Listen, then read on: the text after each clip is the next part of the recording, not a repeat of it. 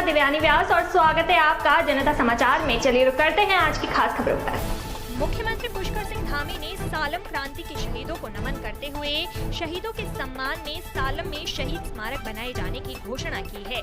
मुख्यमंत्री ने कहा कि देश की आजादी के लिए 25 अगस्त 1942 को जैती अल्मोड़ा में शहीद हुए उत्तराखंड के वीर सपूतों के बलिदान को कभी भुलाया नहीं जा सकता है।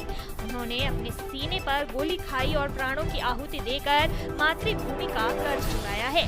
आजादी के आंदोलन में सालम क्षेत्र के क्रांतिवीरों का योगदान स्वर्णाक्षरों में दर्ज है। 25 अगस्त 1942 को आज ही के दिन आजादी की लड़ाई के दौरान जेती के धामोदियों में ब्रिटिश हुकूमत से लोहा लेते हुए चौकुना गांव निवासी नरसिंह धानक और कांडी निवासी टीका सिंह कनायल शहीद हो गए थे। मुख्यमंत्री पुष्कर सिंह धामी ने मंगलवार को मुख्यमंत्री आवास स्थित कैंप कार्यालय के जनता मिलन हॉल में अफगानिस्तान से सकुशल लौटे 56 उत्तराखंड वासियों का स्वागत किया। मुख्यमंत्री ने कहा कि कठिन संघर्ष और जतन के बाद वतन वापस आने वालों का वो प्रदेश में स्वागत करते हैं। उन्होंने कहा कि अफगानिस्तान से उत्तराखंड वासियों की सकुशल वापसी के लिए वो निरंतर प्रयासरत रहे हैं।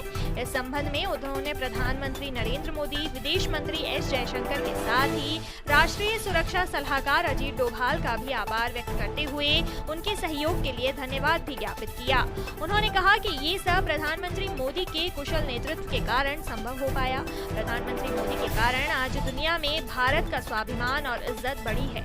शक्तिशाली भारत की पहचान बनी है। देश के सक्षम और मजबूत लीडरशिप के कारण हमारे लोग विदेशों में सुरक्षा है। उन्होंने कहा कि अफगानिस्तान में फंसे लोगों को सकुशल वापसी के प्रयास जारी रहेंगे। मुख्यमंत्री ने कहा कि उत्तराखंड के लोगों को दिल्ली से उनके घरों तक वापस लाने के लिए आवश्यक व्यवस्था सुनिश्चित करने के लिए स्थानिक आयुक्त को भी निर्देश दिए गए हैं। मुख्यमंत्री ने कहा कि अब तक 400 से ज्यादा लोगों की उत्तराखंड वापसी हो चुकी है। उन्होंने कहा कि उत्तराखंड लौटे लोगों के स्वास्थ्य और स्वरोजगार की समस्याओं के समाधान का भी रास्ता तलाशा जाएगा। उन्होंने इस अवसर पर उपस्थित 56 लोगों के साथ ही साथ वापस लौटे लोगों के सुखद भविष्य की भी कामना की।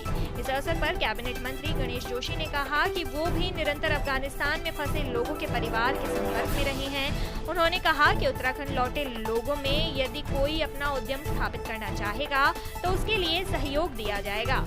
इस अवसर पर गोरखाली सुधार सभा के पदाधिकारियों ने गोरखा समाज की विभिन्न समस्याओं से समाधान ज्ञापन भी मुख्यमंत्री को सौंपा।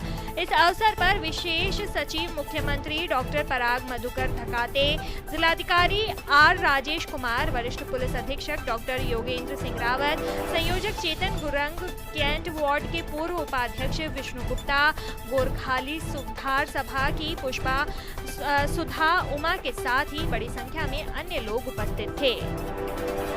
इंडियन आइडल के विनर पवनदीप राजन ने आज मुख्यमंत्री आवास पहुंचकर सीएम पुष्कर सिंह धामी से मुलाकात की। इस अवसर पर मुख्यमंत्री पुष्कर सिंह धामी ने उन्हें इंडियन आइडल का खिताब जीतने पर बधाई दी। इस अवसर पर बीजेपी विधायक कैलाश गहतोड़ी भी मौजूद रहे और इस अवसर पर पवनदीप राजन ने मुख्यमंत्री को सुरीला गाना भी सुनाया। मुख्यमंत्री पुष्कर सिंह धामी ने पवनदीप राजन को कला, पर्यटन और संस्कृति में उत्तराखंड का ब्रांड एम्बेसडर बनाया। मुख्यमंत्री ने कहा कि पवनदीप राजन ने सामान्य स्थितियों से उठकर अपनी प्रतिभा से देश दुनिया में उत्तराखंड का नाम रोशन किया है। पवनदीप राजन जो हमारा छोटा भाई है, उत्तराखंड का बेटा है और बहुत सामान्य स्थितियों में, सामान्य परिस्थितियों में एक सीमांत क्षेत्र से आज पूरे हिंदुस्तान के अंदर भी, दुनिया के अंदर इतना हमारे पूरे प्रदेश का नाम रोशन किया है उसने और एक होनहार प्रतिभा है। मैं उनको कला, पर्यटन और संस्कृति के लिए ब्रांड एम्बेसडर बनाने की कोशिश निश्चित रूप से उत्तराखंड की चीज़ों को आगे बढ़ाने के लिए, यहाँ की संस्कृति को आगे बढ़ाने के लिए, यहाँ की कला को आगे बढ़ाने के लिए, यहाँ के पर्यटन को आगे बढ़ाने के लिए और नौजवान युवाओं के बीच में एक प्रेरणा और युवा स्रोत के रूप में काम करेंगे। मेरी बहुत शुभकामनाएं।